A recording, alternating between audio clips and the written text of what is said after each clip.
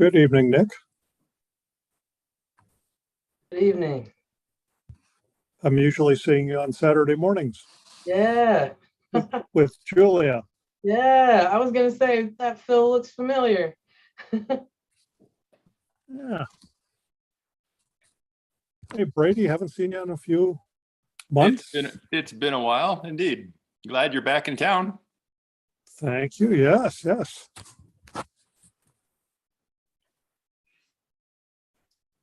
So this is Paula. I'm the secretary of the Community Development Department. I just wanted to let you know that the meeting is live streamed and it's recorded as well. And we're just waiting for the commissioners to join us.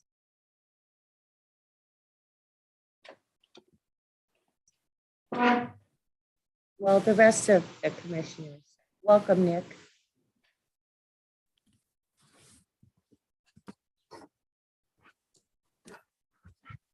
Evening, Caitlin.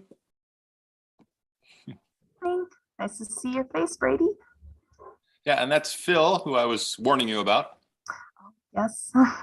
Hello. Hi. Don will not be zooming in or anything like that, so you don't need to worry about that. So it's just Phil and I. Okay, good to know. So just the two of you join in for today. Perfect. Well, it's awesome you two could make it. And thank you for the referral to Earth Engineers over in Camus. They're going to help us with geology hazard report.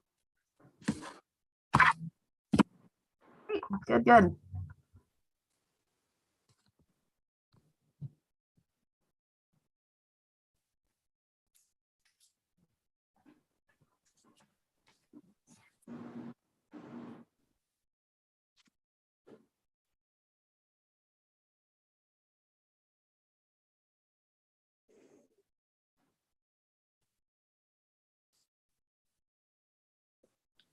Caitlin, is it protocol? Should we mute ourselves until we're called upon?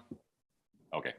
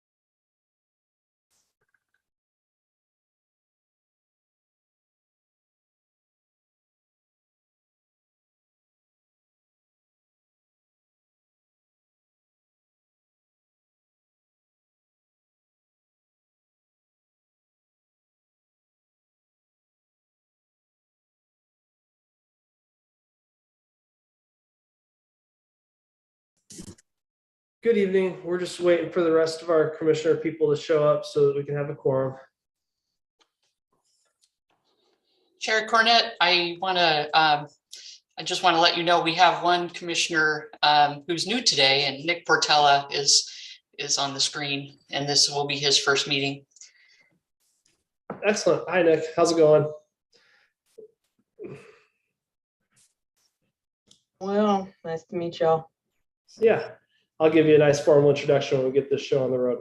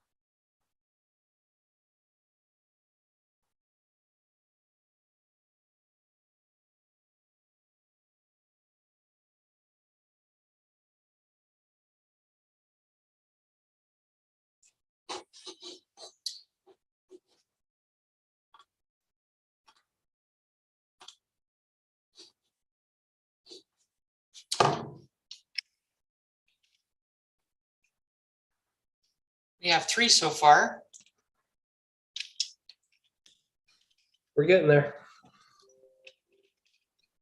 Let's see about, Wait, there's just 2. It's just me and Nick. I see Phil. Is That's that a different Phil. different? Oh, sorry, Phil. Congratulations, Phil. You've been upgraded. Yeah, Let me see about, a Phil is not a Phil. let me call, see if I can reach a few more people on text right now. We normally don't have this problem.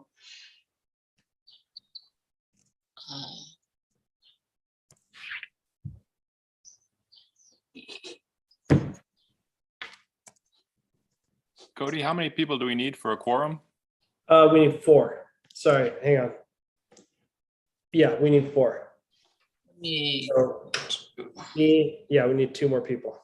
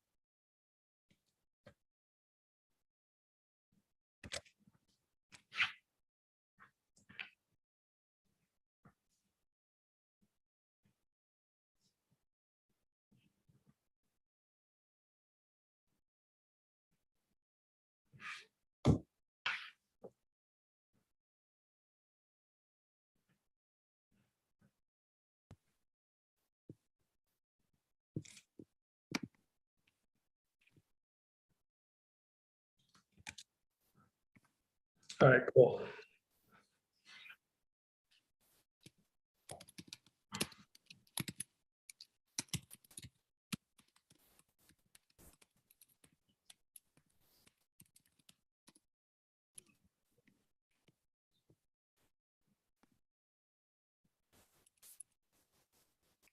Sorry for being late, guys.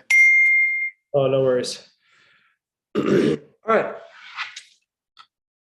We now have a quorum with me, myself, Nick, Philip, and Maria. So we will get this show on the road. I call the meeting to order. First of all, we are welcoming a new member to the Planning Commission, Nick Portella. He'll be joining us today for number 1, and soon we'll all be meeting in person, shaking hands together. Paul, will you please do the roll call? Charlie Aparicio is absent. Cody Cornett. Here. Ellen Easling is absent. Philip Mosher. Here. Maria Pena. Here. Mark Popoff. Absent. And Nick Portella.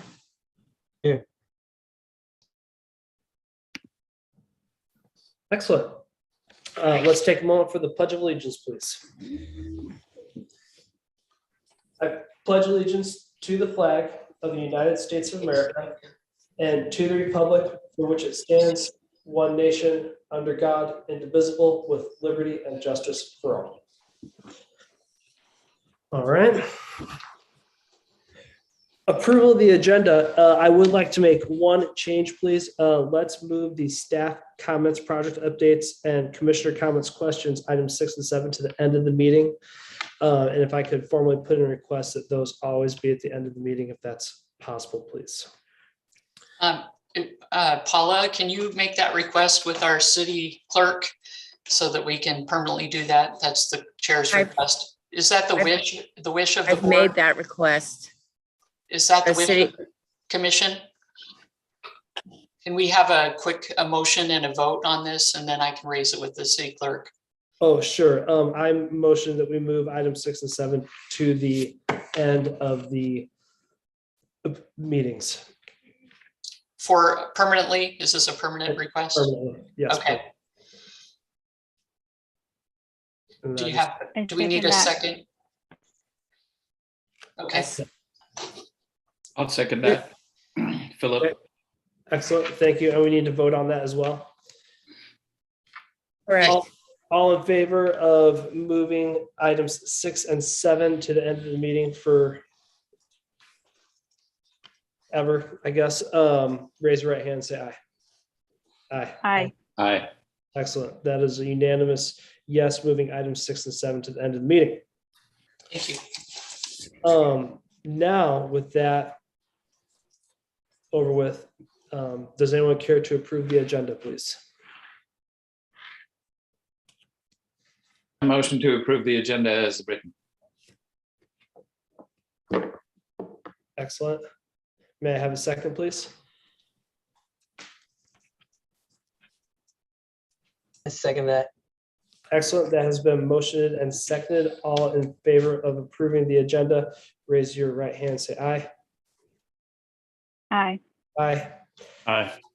Excellent. Now is the time for public comment during this portion of the meeting. Anyone may speak on any subject that does not later appear in the agenda. Are there any members of the public that care to say or share anything, things that aren't on the agenda?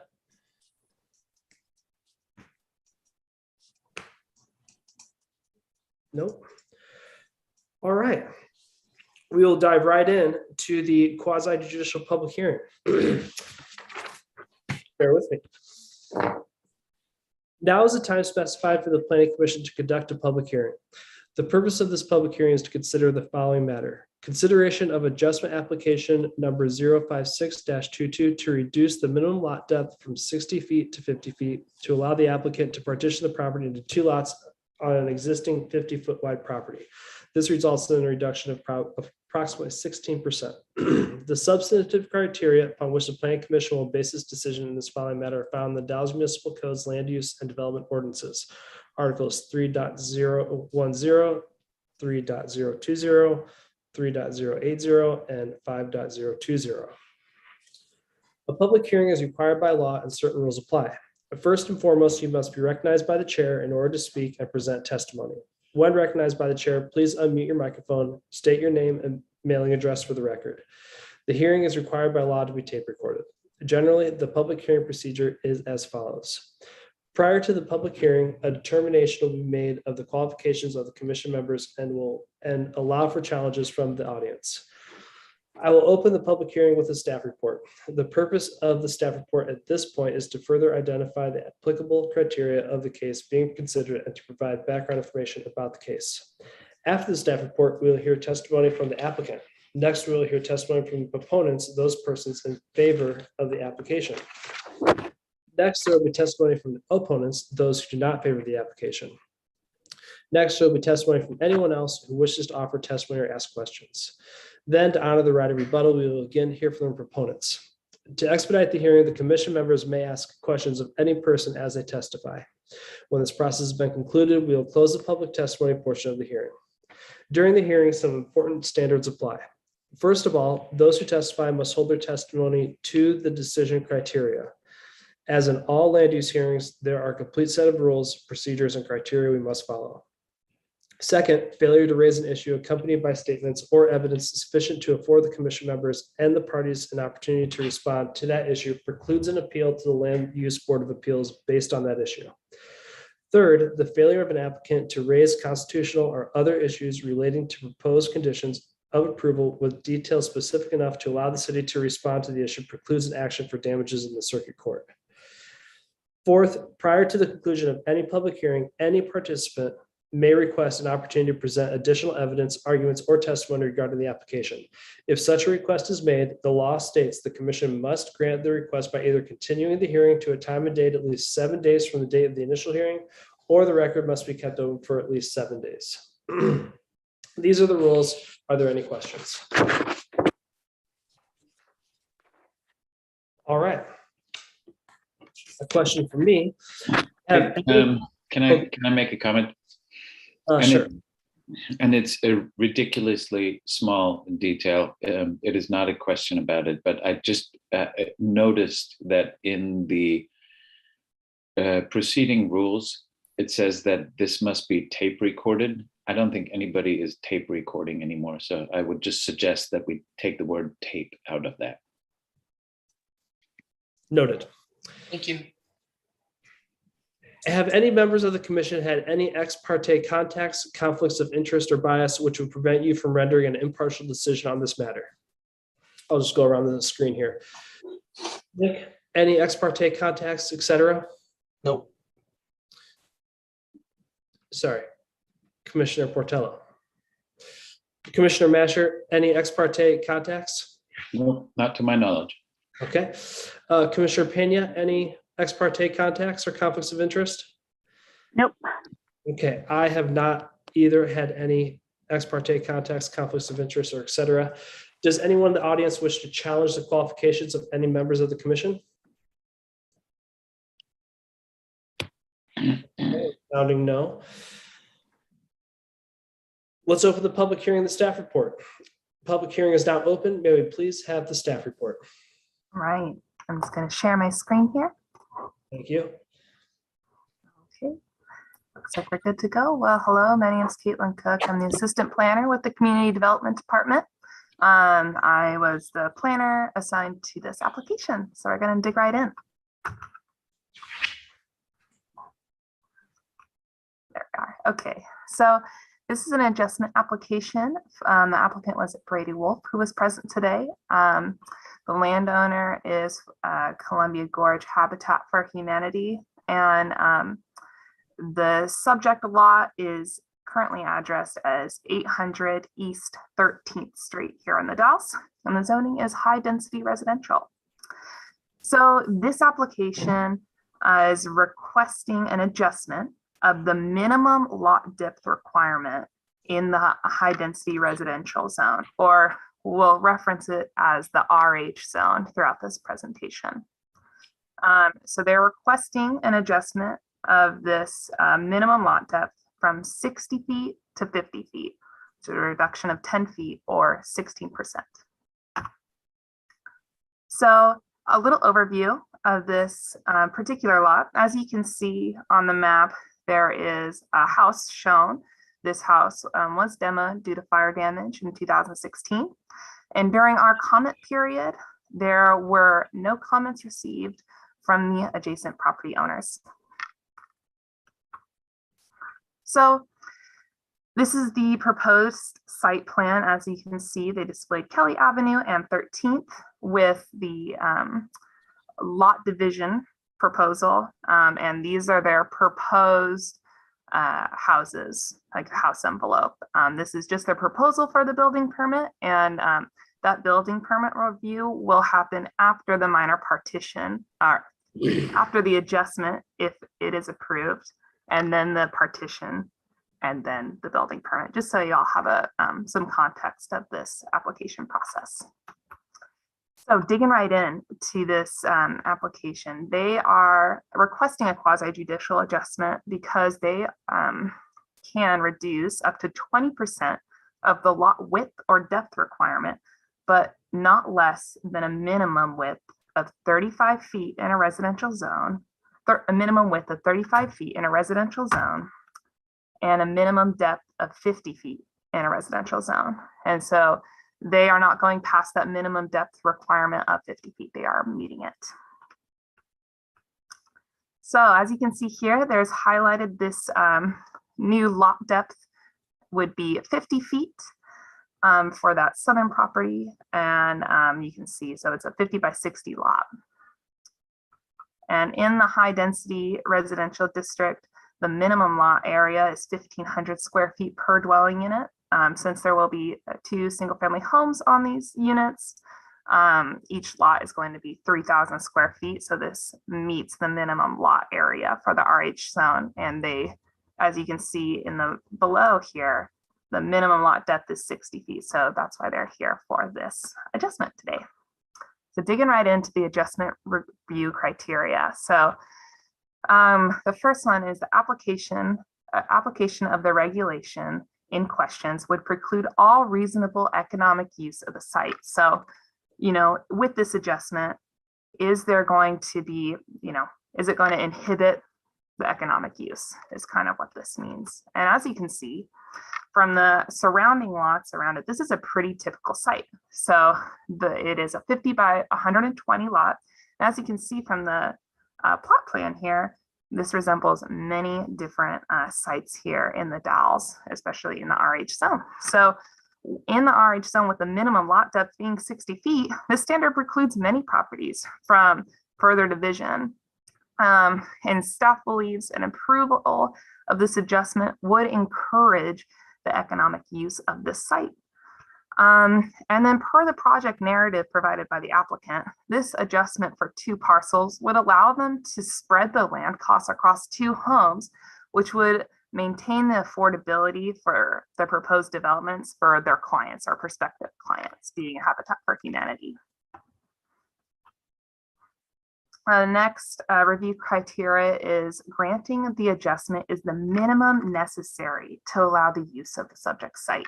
So the applicant, I'm going to just bring up the site plan here again. So as you can see, the applicant would like to have a lot depth adjustment of 10 feet. So they could have 2 detached single family homes. One would front Kelly Avenue and the other would front East 13th Avenue. So an alternative to this land division, you know, rather than having this kind of lot orientation, would be to create 2 25-foot wide lots that would orient towards East 13th Street. And they might be kind of scratching your head. This is really for a townhome type of development. So they have one adjoining wall on 2 separate lots. The applicant believes that building one townhome in this neighborhood would be out of character with the existing neighborhood homes, and having 2 detached single family homes would be providing the same amount of dwellings, but just with a different characteristic that would mirror the rest of the neighborhood. The applicant also pointed out in their project narrative that a multi-level townhome would not be in their client's best interest because they would like to maintain ADA accessibility. So having a single level home and not a multi-level townhome would be in their best interest. And so the adjustment is needed due to the existing property configurations. And this, you know, would be meeting the criterion for the adjustment review. That's staff's determination. So the next review criteria is any impacts resulting from the adjustment are mitigated to the extent practical. So from this adjustment alone of 10 feet, staff doesn't really foresee any additional impacts. And so this criterion was met. Moving on to portion B of the review criteria. So this this proposal provides adequate provisions of light, air, and privacy to the adjoining property. So with this reduction of width, staff believes that there are adequate provisions for light, air, and privacy to the adjoining parcels. So they would each front 2 separate roads, Kelly and 13th Street, and they will have to conform with the setbacks as defined in the high density residential zone, just like any other development. So those setbacks, the house from the property line, would be maintained in the rear and the side lot. And so staff believes that this adjustment would not inhibit privacy any more than another development would. So since staff does not perceive any privacy impacts or and it does provide adequate light and air provisions, the criterion is met. Moving on, provide for accessibility, including emergency vehicles per city standards. So staff brought this to site team for review for our engineering department and the fire marshal, and staff determined that this request would not impact the accessibility for emergency access to the site. And the fire marshal did not raise any safety concerns regarding this adjustment application. And then the applicant also expressed in their project narrative that building 2 single detached homes would increase accessibility for their clients and potentially be more accessible for emergency personnel rather than having a multi-level townhome, which again would be the alternative to split the lots into 2 small 25 feet wide parcels. So staff believe that criterion was met. For the last applicable review criterion, it states the result in a development that conforms to the general character of the neighborhood or zone district. So that's kind of like what we talked about before, how there are many properties, it's a lot of single family homes in this district, and this adjustment of the width would allow the applicant to split the parcel into 2 while maintaining 2 detached single level homes, as kind of we discussed in that first finding. And why the last criterion doesn't apply is because there is no parking reduction with this application, so it's not applicable. So that staff recommends approval with conditions as outlined in the staff report. And that's that's the quick presentation on this adjustment application. And I'd welcome anybody who has questions to let me know. Thank you, Caitlin. I do have a couple of questions. Yeah. So I just wanted to know, the applicant person, is that person doing it as a representative of Habitat? I believe so, yes. Okay. Yeah, I'm just one of the volunteers and I'm helping doing the drawings for it is all. So Who's I? I was about to say, this is Brady. Well, Brady, I'll give an opportunity to complete that whole thought when we when we hear from the applicant specifically. Okay. And then I also wanted to know, I think this all makes good sense. I totally understand it. And just for context, so granting this, would this then set a precedent for other lots? And you very effectively demonstrated that the current size of that lot is very standard for that neighborhood. So does that set a precedent for others to be able to do the same thing? And I'm not asking that because I think that would be a terrible thing. I'm just asking it to know whether that's the case. So per our code, if we can still have up to a 20% reduction in those lot sizes, and if they met those conditions as outlined here, then they could theoretically come to Planning Commission and ask for that. And I guess that would really be up to the direction of Planning Commission, whether or not this would be a precedent that they want to set forward. I see. So that would still be a case-by-case decision. correct? Yes, Yeah, well, okay, yeah, unless you. there was a code change. Okay, thank you. That's all I had. Okay, any other questions for staff from the commission? Okay, excellent. We will now hear from the applicant. Applicant, please state your name and address for the record. Brady Wolf, 395 Southwest Irie Road, White Salmon, Washington, 98672. Okay, and we're just looking for you to present your proposal. Any specifics beyond what Caitlin's already provided, or just provide a testimony about why you'd like this to happen? Well, I think Caitlin's done a good job of kind of laying out the basics of it for us. It's a unique opportunity because it's a corner lot. You know, obviously we wouldn't try and partition a lot that's, you know, buried in between two other lots. So this was kind of a unique opportunity for us. And like we've said, land costs are what are really hampering our ability to kind of build affordable houses for people. And so if we can split the cost of the land across two, you know, nice size partitions, then that gets us that much further. So, and we're really focused on building homes that fit into the character of the neighborhood. And that was kind of our going in when we first looked at it, and we're told, oh, you could split it, but you have to split it into two narrow lots. And we were like, that just really wouldn't fit the character of the neighborhood. So we really are working to try and make sure that the houses we build fit in and feel like they belong, you know, amongst the rest of the neighborhood. So Caitlin didn't tell me I was going to be speaking tonight, so I don't have really a list of points or anything. That's okay. That was my fault. I put pressure on you. I do actually just have a quick question. This is more of just a design question out of curiosity. Is there going to be, you know, there's a huge hole in that lot right now. Is that going to be filled? Or are you going to make this like a tiered lot with a retaining wall? How's that? What's your thoughts there?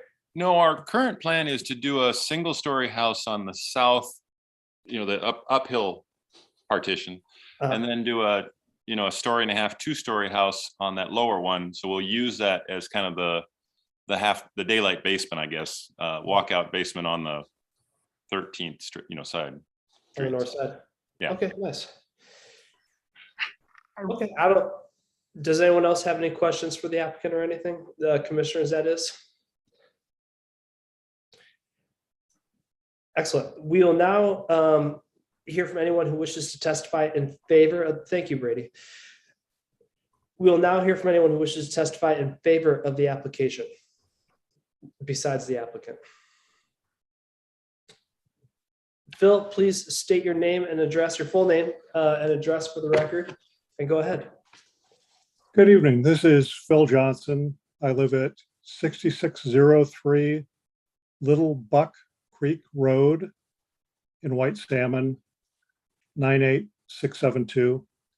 I'm a retired builder and working with Brady and the Habitat crew, building homes in the Dalles. Last year happened to be Dallesport, but just one of the volunteers working with Habitat. To add one other item to Brady's point, he and I, having building experience, have been designing these houses. We did consider 2 narrow lots, the townhomes, spent a lot of time considering pros and cons.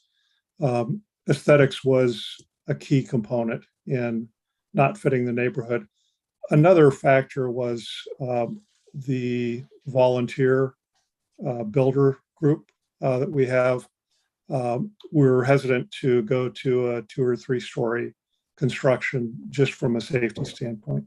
So we do try to factor in the design features, safe utilization of our volunteers.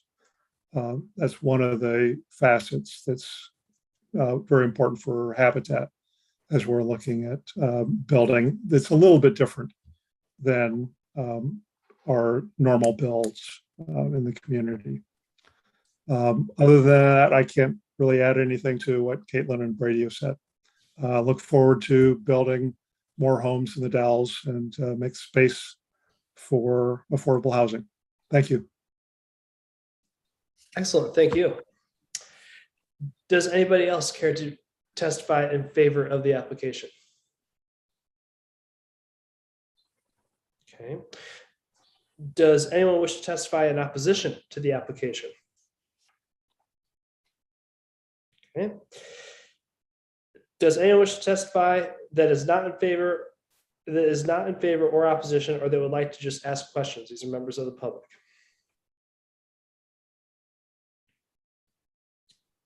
Okay, moving right along.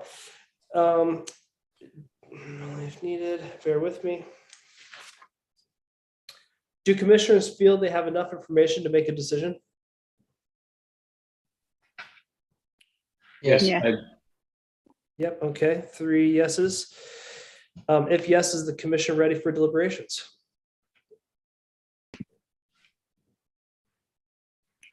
Yeah. Yeah. All right. The public hearing is now closed. I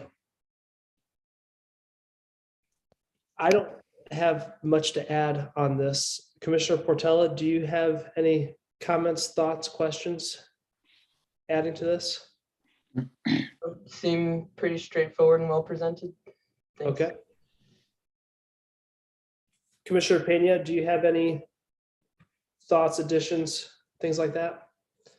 No, thank you. I think it was pretty excellent presentation. Okay.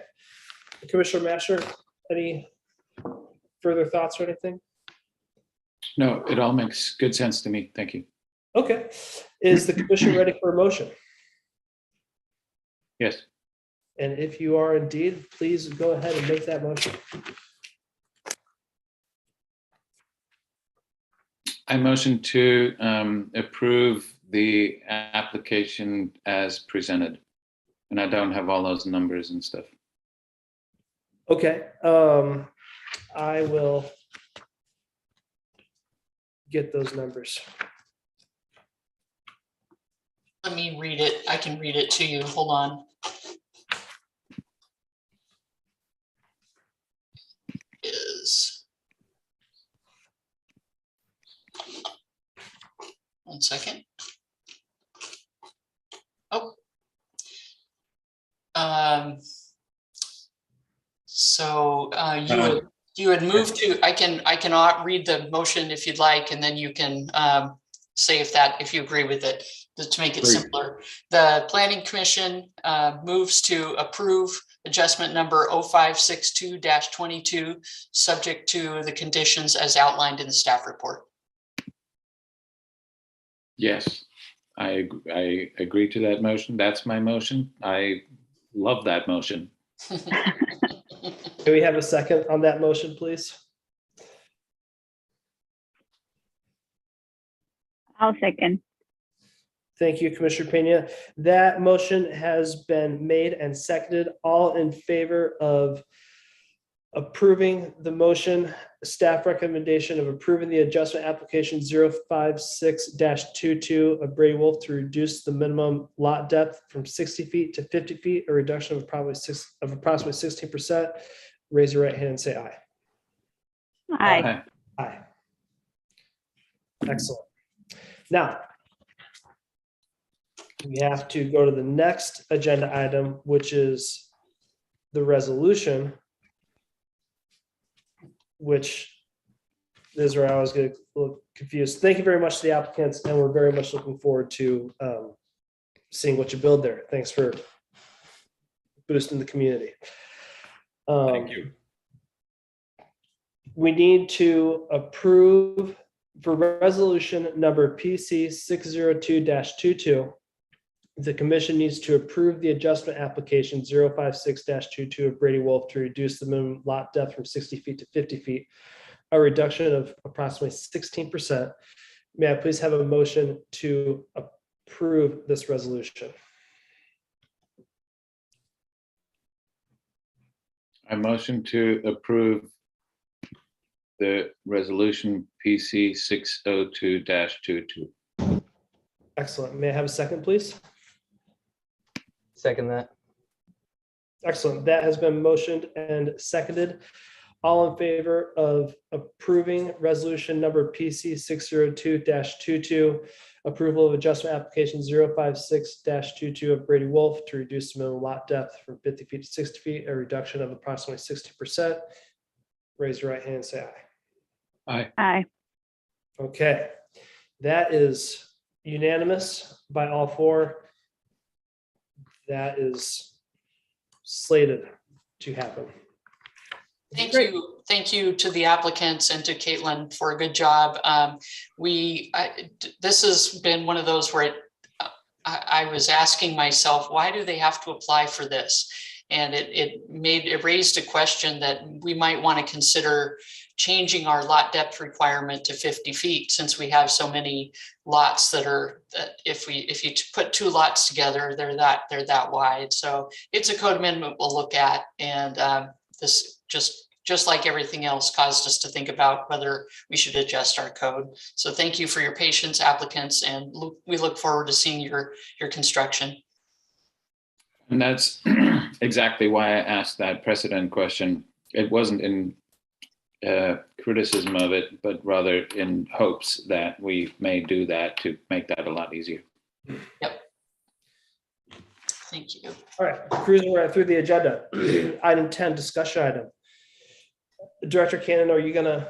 Yes, I am. My planner is on a well-deserved vacation, Dawn Hurt, so I'm covering for her. And this is going to be a discussion item to review the text amendments to implement the stream protection water quality improvement standards along 3 creeks that travel through the Dalles. And it will implement our our DEQ, Department of Environmental Quality State Department requirement to, we have a plan that was adopted by all of you in the fall, and it was recommended for adoption by the council. Council adopted it, I believe, in November or December, and we are now taking forward the code amendments that were suggested to implement that plan that is now part of our comprehensive plan.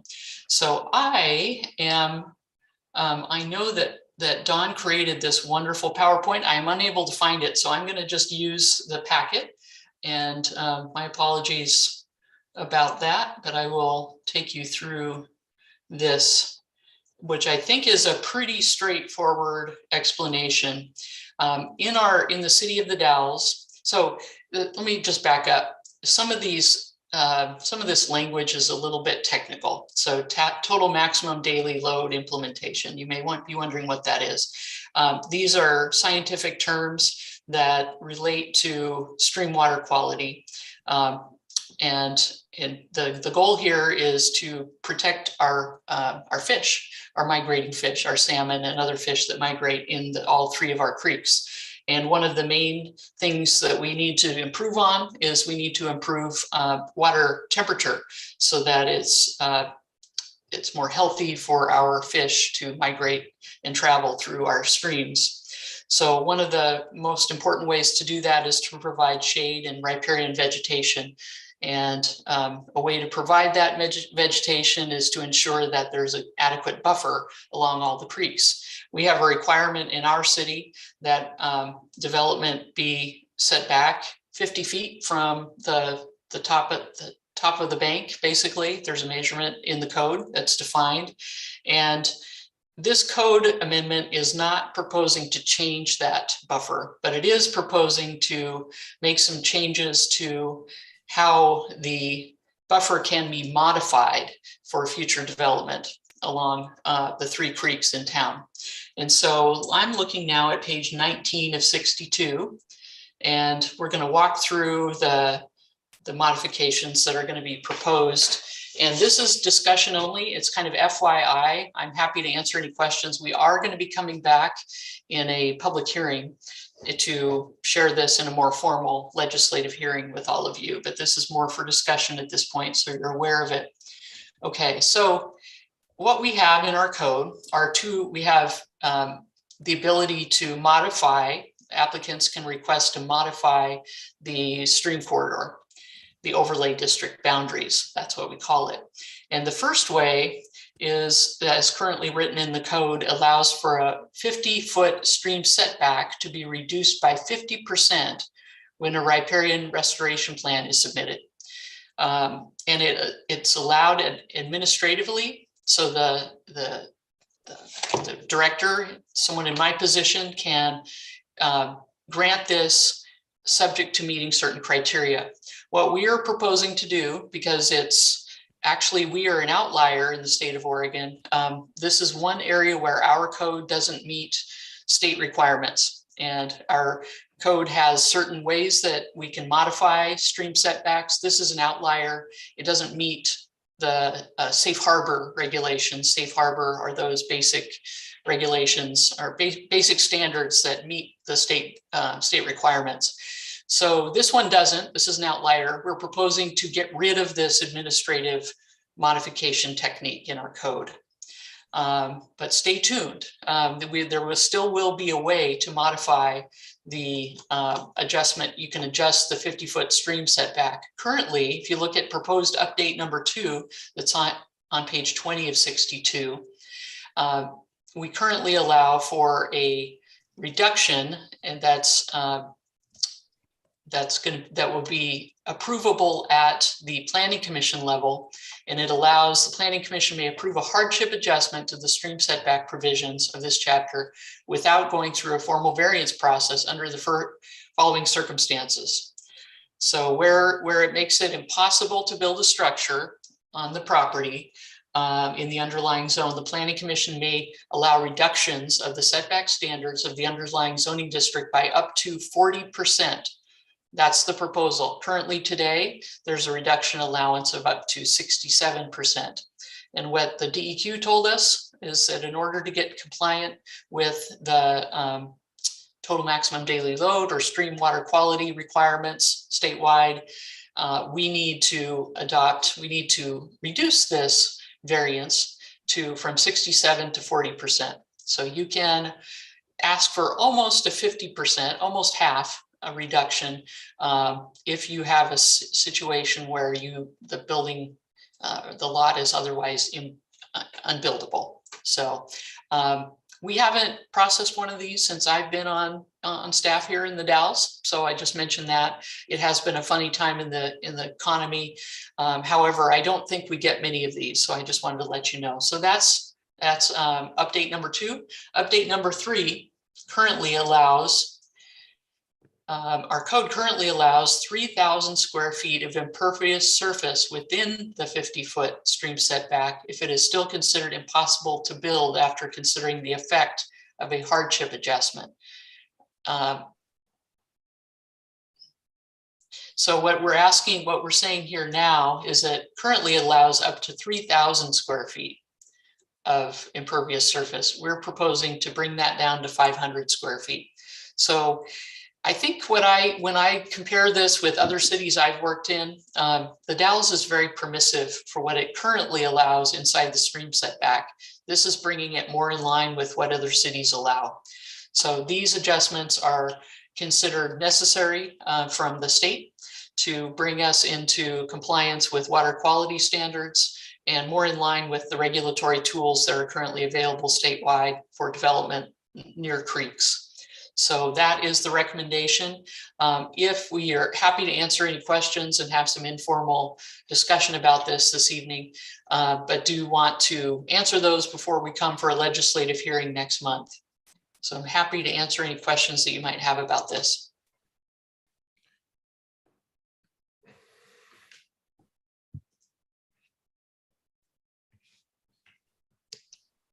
I guess my only question, if I may, is just, how long do we have to wait to implement these changes?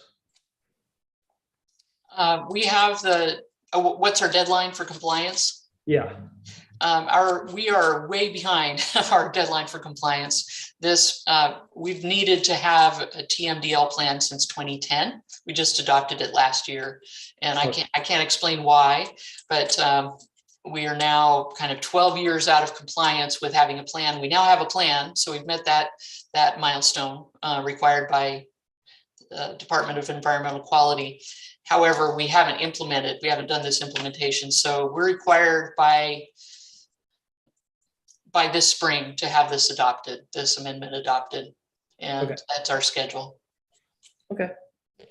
What else needs to be done aside from this discussion item to have this be on the agenda and get this done?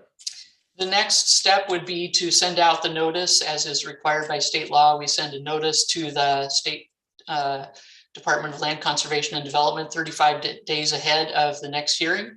And so when Dawn returns from her vacation, she'll do that immediately, and we'll get that out prior to the April or May hearing, whenever she has this scheduled.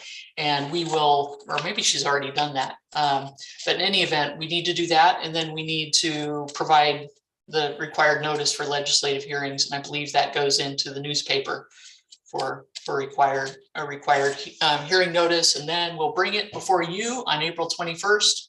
And if it's passed by the commission, then we would send it on a recommendation on to the council on May 9th. Excellent. And I guess I could have just read next steps on. Normally we give you a really nicely packaged PowerPoint, and I know Dawn did one. I just couldn't open it in the computer. There's a technology problem this afternoon, so I apologize for that. Cool. I don't have any outstanding questions or additions to this. We're 12 years late, so.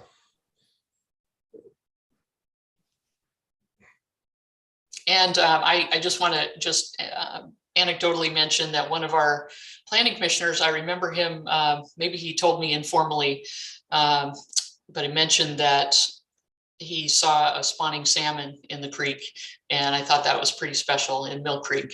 So it's true that we still have salmon migrating through our creek systems, and it's important that we preserve the quality of our streams so that will continue. Oh yeah. I can mirror that. I don't know if it's me. It was you. It was you.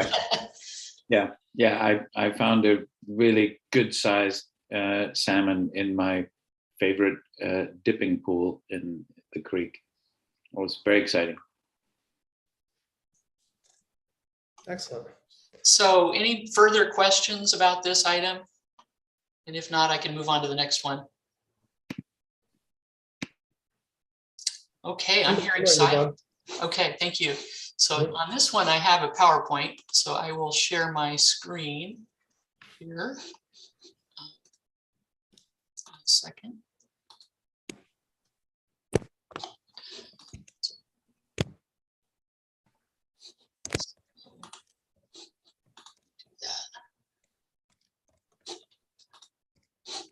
Okay, can you see this? Yep. Okay. Good evening, commissioners. This has been a topic that has been in discussion for a long time, and it predates my arrival at the city. And I want to acknowledge that we have on this meeting, I've noticed that our county planning director is on the meeting, and I welcome her. I know that a previous question, just to go back to the earlier agenda item, was whether the county also needs to adopt stream water quality standards in the county. And the answer is yes. She answered that question after you had it. And so she too is modifying her code, the county's code or maybe already has, to meet these DEQ requirements. So moving on to this topic, this next topic, this is what we found. And this was a topic that was raised when I arrived, and it was well underway in August of 2020, summer of 2020. There was a lot of discussion underway, both in the Dalles, but also in the region, about buildable lands available in whether we had enough supply to grow our economy and industrial commercial land in the city of the Dalles. And also the overlying all of that is the fact that we're regulated unlike most cities, by the Columbia River Gorge Commission, which limits how much our urban growth boundary can move and how much growth that can occur in our city. And so that's been an area of contention with many of our regional the leaders here in the Dalles and in Wasco County. And it's been an area of conflict between our city and some of our regional leaders with the Columbia River Gorge Commission. That being said, we didn't win that part of it. The Columbia River Gorge Commission passed their plan, which limits pretty substantially how much we can grow our urban growth boundary. But with that being said, statewide, we are required, all cities and all jurisdictions in the state are required to adopt a comprehensive plan that includes a buildable land analysis or inventory for both residential and commercial or employment land. And so this was, as I mentioned earlier, this was a discussion and a project that went on for a long time in the city prior to my arrival, and it was just coming to an end when I arrived. What wasn't factored into this project was an adoption of the comprehensive plan changes. So we went back and forth a little bit as to whether we wanted to adopt these changes. And ultimately, the Planning Commission recommended and City Council approved the idea that we will adopt them, even though there's a little bit of, I don't know, we feel a little wounded by the fact that the Columbia River Gorge Commission isn't allowing us to grow as much as we would like, one. And two, I think there's a certain amount of concern in our city that our buildable employment land that we have available inside the city is most of the acreage that's available is all owned by Google or owned by one company. We have about 50 acres of developable land for commercial, industrial employment purposes that is not owned by Google. And I think many believe that's not enough and that we're setting ourselves up for kind of economic trouble that would be, I guess, in a future scenario, could be viewed as something maybe akin to the aluminum plant in the future, you know, how the aluminum plant closes or a lumber mill closes and it's a very primary employer or it occupies a lot of land in the city. And so therefore it kind of shuts the town down, and so to speak. So I think there's a certain amount of concern with the results of this study. That being said, we still have to adopt it, because if we ever want to make our case in the future that we don't like the results and that we want to review the results in the future after Google builds out, then we have to have it adopted. So that was our conclusion in the end. So that's the background. And what I want to tell you about this is what you see in front of you is a whole lot of text, but these are state laws and requirements that tell us that we have to do this. And the next slide gives us a little bit of our history, that the methodology and the results were available in October 2020.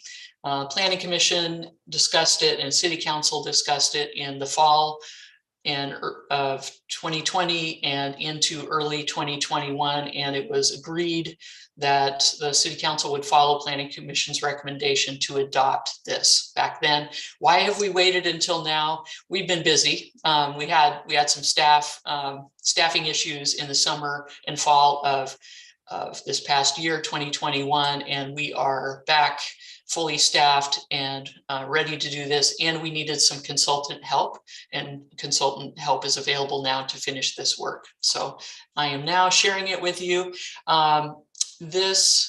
What you're going to see here is when we adopt this, we'll be adopting some new background documents that will be ancillary or attached to the comprehensive plan, and that's an economic opportunities analysis, an economic development action plan, and a buildable land inventory memo. This was all vetted quite a bit with a committee, and the Planning Commission saw the results of this back before I arrived on the scene. What's also included are some amendments. Let me back up to this slide. Goal 9. Goal 9 is the economic development goal. So what do the goals mean? Let me back up a little bit more for the newer commissioners. In the state of Oregon, all cities are required to have comprehensive plans or land use plans that govern the urban growth boundary, the area outside the city limits that can accommodate our 20-year growth area. That's the urban growth boundary. We're required to have a 20-year supply of employment land and a 20-year supply of residential land. And all the comprehensive plans also need to meet all, I should know all the numbers. I think it's 14 or 15 or 20 statewide planning goals. Kelly Housley Glover knows the answer to that one, how many planning goals we have in the state. And goal 9 is the economic development goal. And so all the comprehensive plans in the state of Oregon are similar in that they list the goal and they list our specific policies that relate, our unique policies that relate back to that statewide planning goal. And so what you'll have before you now, I'm giving sort of a tutorial right now, is you have a list right in front of you now that describes on this goal 9 what we propose to remove and update. And I'm going to run really quickly through those updates on the next few slides. These to me seem pretty darn straightforward. We are adding a few new policies that support this, particularly this policy number 1 gets to the diversification. We can't put all of our eggs in one basket, meaning the aluminum plant or Google. We need to promote and support diversification of our economic base and family wage jobs. We support redevelopment efforts of underutilized commercial and industrial sites to accommodate our future growth. And then the number 9 is support growth of businesses that create destinations and experiences for residents of the Dalles and visitors. We then move on to goal number 10, encourage the continued development of the MC, the health services sector. And then number 11, a new goal is to support and encourage Columbia Gorge Community College in providing workforce development training. That was mentioned here. Then moving on to 23 through 26, we're going to promote higher employment densities through our code, and that would be supported in future code amendments. We would establish streamlined permitting processes to allow this quick and efficient business expansions. We would ensure that we have codes and incentives in place to attract workforce and provide the services that our residents need, public transportation, retail, restaurants, and other amenities. And we support and encourage infill and redevelopment in existing commercial areas. Okay. Goal 9, there's more here than I thought there was. We have some implementation measures that are put in here. These were updated to just be very specific to our unique situation here in the Dalles. And that is that we would collaborate. The way we would do this is to collaborate with Mid-Columbia Economic Development District. We would engage with existing organizations. We would align with the Downtown Urban Renewal Plan and the Economic Development Action Plan, which is part of this. We would prepare an inventory of sites to help promote this redevelopment. We would have a proactive permitting process. I think we have a pretty good one now, but it always can be improved. Promote the Columbia Gorge Regional Airport Industrial Business Park, invest and promote makerspace, support startup collaboration, and encouraged master plan redevelopment of the Northwest Aluminum site, and that is already underway. We would grow and attract talent. I won't read all of these, but these are some different ways that can be implemented or listed below that. We would create a sense of place with all of the bullets that are listed below. When I see the historically significant places, what are the things that make us unique that would cause people to want to come and invest in our community from an employer standpoint, but also a property standpoint? So next steps are we are sending out all the required notices, and we're scheduled to have a discussion with the city council, much like this one, so that they're aware before it goes to a hearing what's coming before them. They, like you, discussed this quite a bit last year, so it may seem unnecessary, but enough time has passed that I think it's good for everyone to have a refresher. In April, we will provide the required notices and have a public hearing before you, a legislative public hearing, and in May, a city council public hearing to adopt all of this.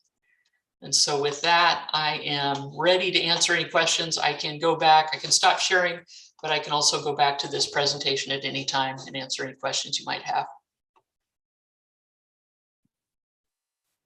And Ms. Housley Glover, if you would like to speak on this matter, I would certainly welcome you to be part of this if you'd like.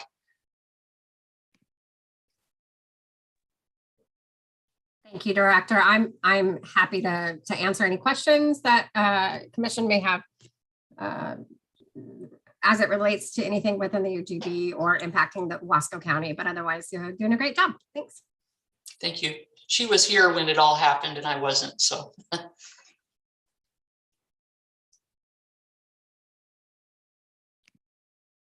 I answer any questions before we launch into the hearings process in the next month or two? I do have a question, and it's just kind of going back to the beginning and making sure that I understand the context right. So this is focused entirely on business development, and I'm asking that maybe obvious question because so many of the points bring up thoughts about housing and residential questions, etc. But those are not part of this because this is looking specifically at business development. Is that correct?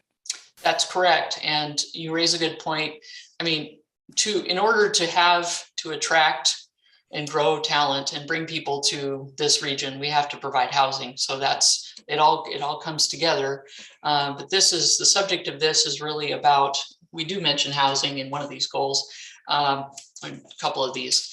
But I will say that this is focused on our commercial and industrial employment land supply and the policies that support development and redevelopment of those lands and the promotion of prosperity in our economy.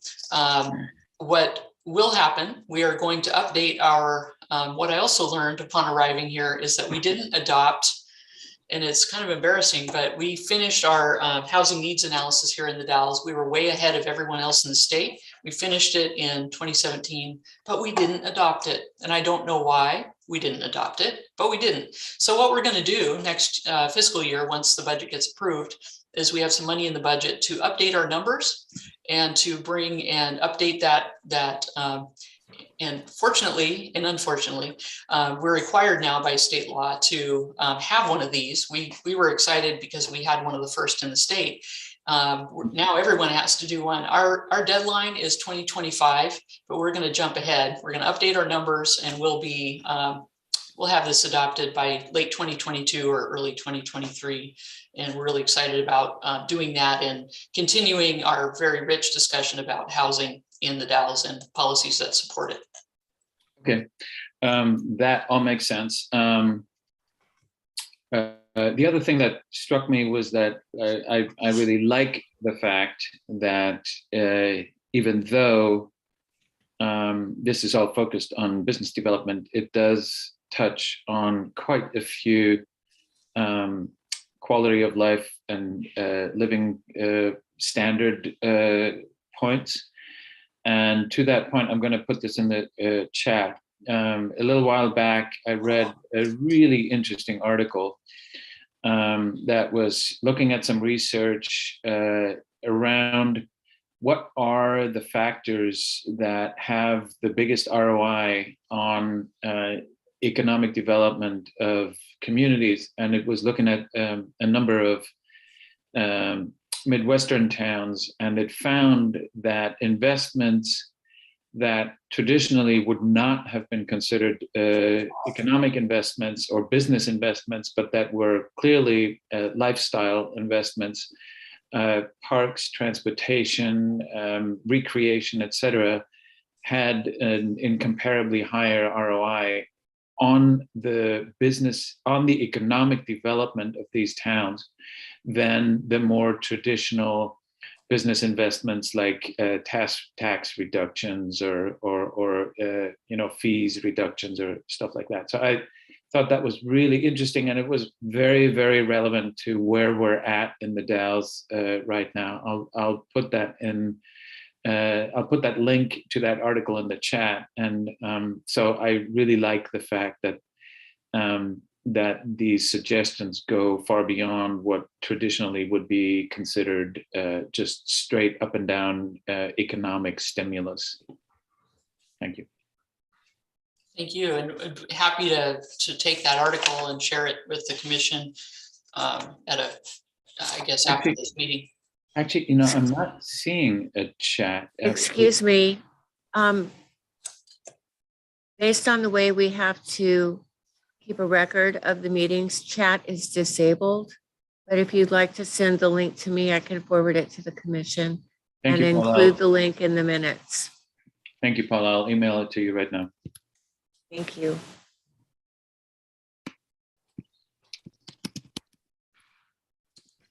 Any other questions?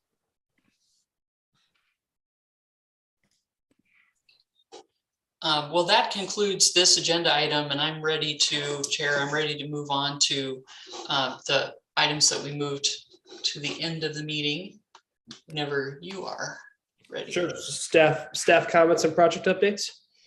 Yes, I want to first kind of welcome Mr. Portella and thank you for joining us in our commission. I'm really pleased to have a full commission finally again. So we've been missing a couple of members, and it's, even though we only have 4 with us this evening, it's really wonderful to have you join us. And Nick comes from the Next Door. And do you want to say a little bit about your professional background or your background in living in this area?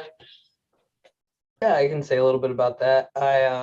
I've lived in the Dalles for, I think I'm at 4 years, and lived in Oregon for almost just about 17. And so I'm currently working at the Next Door. I also worked as a prevention coordinator at Haven when I first moved here.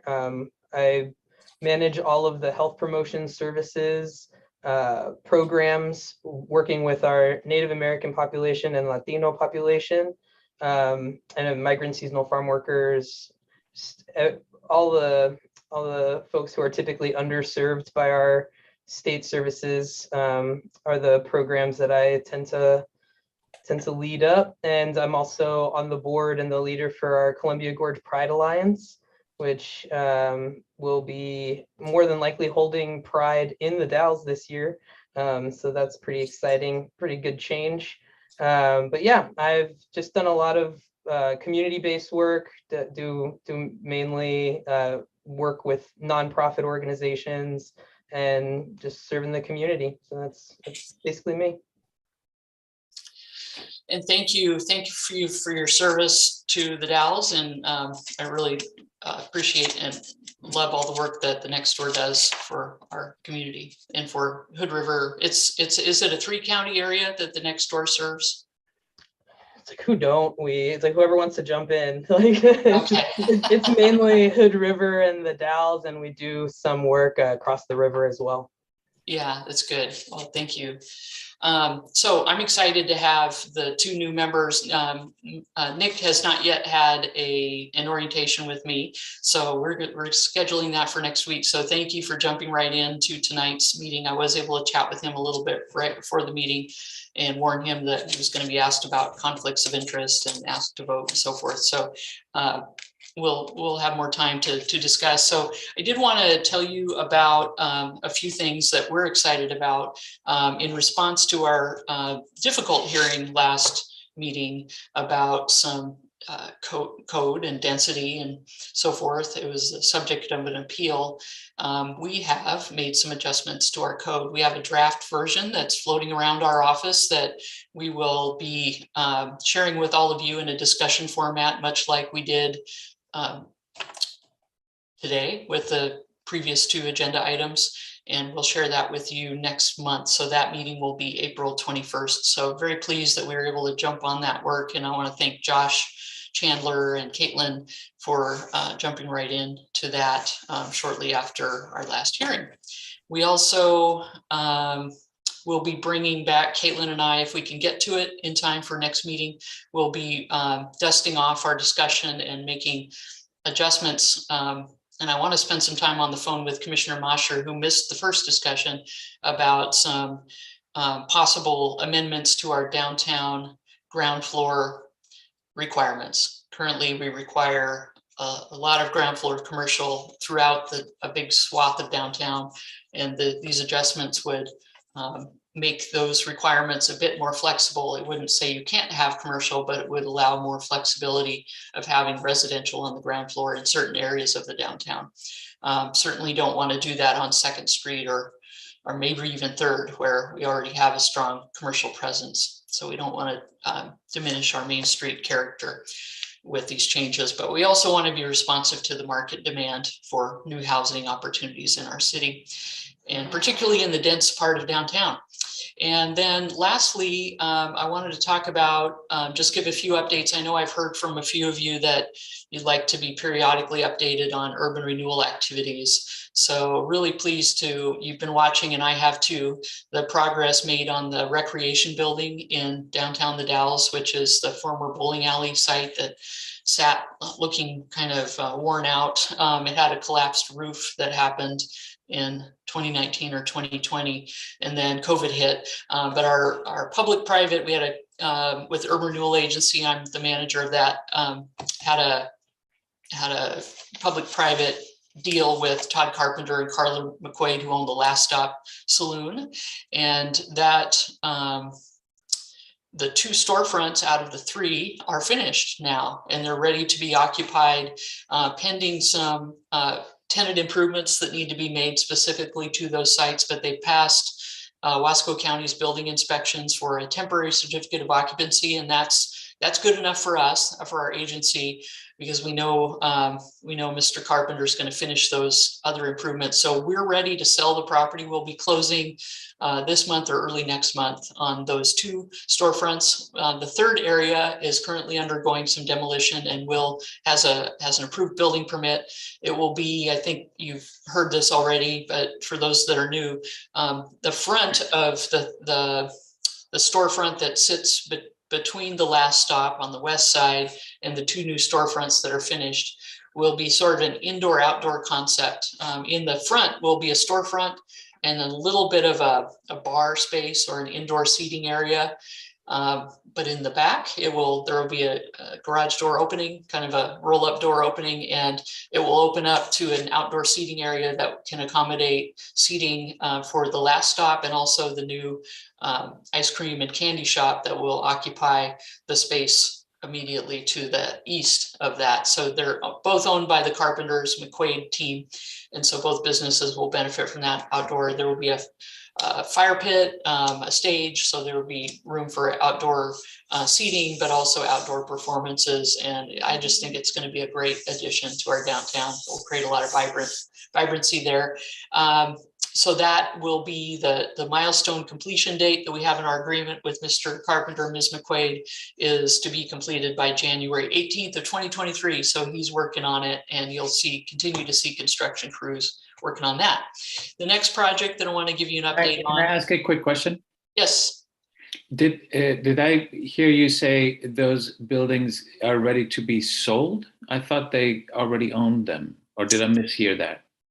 We've been in an agreement with Mr. Carpenter and Ms. McQuaid on all 3 properties. We are currently the owner. The Urban Renewal Agency currently owns the properties, and the agreement states that they get the property at a pretty discounted price if they redevelop them in accordance with some performance requirements that we had set for them. They've done that. So now we're ready to sell the 2 out of the 3. When they finish the 3rd, we'll sell the 3rd to them. Okay, thank you. And the next project I want to tell you about is the Tony's building. That is the former Tony's Town and Country that sits at the northeast corner of Second and Federal Street. That building is owned by the agency as well. That predates me, but there is a process to potentially sell that and reuse the building. It is quite expensive to do so. So there's a lot of asbestos in that building. So the decision was made by our agency after a lot of study and hand-wringing to jumpstart investment on that property by demolishing the building. It's going to be more cost effective to do that and offer the site as a redevelopment site that'll be shovel ready. And so we've been in the process. Why is it taking so long, you might be asking? We had a wonderful opportunity to get some free money, to get some grant funds from the Federal Environmental Protection Agency. So we've been a recipient of about $60,000 worth of services to study and remove an underground storage tank and study all of the hazardous materials that are in that site. Next step is to demolish the building and get rid of the asbestos prior to demolition. We will get some more grant funds, which I hope will be in excess of $250,000 toward the demolition cost of that. Anywhere from $250 to $400 is what we're expecting from the Oregon brownfield. It's from the federal government, but it's coming through the Business Oregon Brownfield Cleanup Fund. So we're waiting to be awarded that grant, and I expect we will be, and then we will need to do a grant agreement, and then we can demolish the building, get bids and demolish it. So I expect the demo to happen in summer of this year. So sometime this summer, we hope summer or fall at the latest. And the First Street project, that project continues to be in design phase. We hope to have bid documents completed by this time next year, completely completed and out to bid and potentially under construction in 2023, summer 2023 or early 2024. So stay tuned. That will be a nice new street you won't trip over the cracked sidewalks anymore, and we'll have some brand new water and sewer lines in there as well, and street trees and all the street furniture that you would expect. So the other exciting thing, we just had a really cool meeting with the Urban Renewal Agency Board about revamping our grant program. I can count 4 developers that are lining up to develop in our downtown and develop new housing units and mixed use, new retail and office space in our downtown. It's really exciting. Our incentive program, the grant and loan program, was created in 2003, and it hasn't been updated very much since then. So it's one of our goals, one of our board's goals is to update that. We have a very good program, a good first draft that we created and got some great comments on Tuesday. So we hope to have that new incentive program adopted either at the April meeting or in May. And what will happen then is I fully expect that we're going to have some developers preparing plans and developing new units in our downtown. I expect within a year or 18 months, we'll have, I don't know, maybe 100 new units in the downtown. And it's pretty exciting. So the benefits, the reason this is possible is because a lot of these property owners have taken advantage of this EPA brownfield grant that Tony's building took advantage of as well. So they're getting some free money which will assist them in analyzing the environmental areas that need to be cleaned up, and then they may even get money to clean up their properties. So all those barriers to entry, barriers to redevelopment, we're trying to find ways to incent redevelopment in our historic downtown and make it more vibrant than it is today. So happy to answer any questions about any of those projects. Okay. Lastly, my last point then would be that the town hall, many of you attended the town hall that was hosted by the city last week. We had about 120 participants on a very large Zoom meeting that we broke out into discussion rooms, and Commissioner Mosher was in my discussion group, and I appreciated that a lot. And I know Mr. Portella, I think you all were all part of it, so thank you for participating. The next step with that is we are compiling all the results of that good discussion. We're preparing a survey that will go out to the community shortly, and a second survey that will help be asking for community input on how to continue to prioritize and refine our vision for the future. So it's a good time. We had city manager interviews today.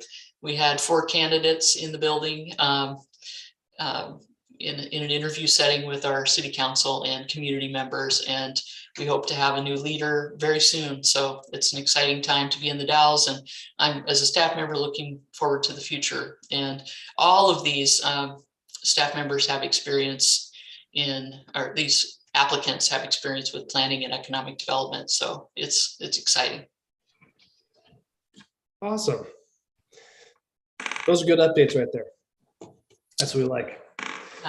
Thank you, and happy to answer anything else you have. And Caitlin's, we've all been pretty busy around here, so. That's good. Do any of the commissioners have comments or questions? We'll just combine this next agenda item with the questions that could also be asked of Alice, Director Cannon, that is. No questions. I just would like to add a short mention of 2 other projects. They are private projects, so that's why I understand that they're not really on the agenda, but I think that they're interesting for us to be aware of. And one is the market that's being created in the old Sears building. Super exciting. That'll be a market of different small vendors, food, crafts, etc. And that is being arranged by the owners of the workshop that are across the street, or kitty corner across the street from that right now. And then also the Art Center is moving ahead on the creation of a pocket park across the street from the Granada Theater, in the corner of the parking lot of the Discounts Plus store. So those are more exciting developments that I think will add to the vitalization of downtown. And Mural Fest, how about that? That's an important Of course. project this summer. Lots of new murals will be created in our community. Yeah, 16 new murals will be created by 200 national and international traditional muralists all over downtown. We have all the contracts secured. We have gotten significant funding. So that is moving ahead in a really positive way. Nice. Excellent updates in TDC.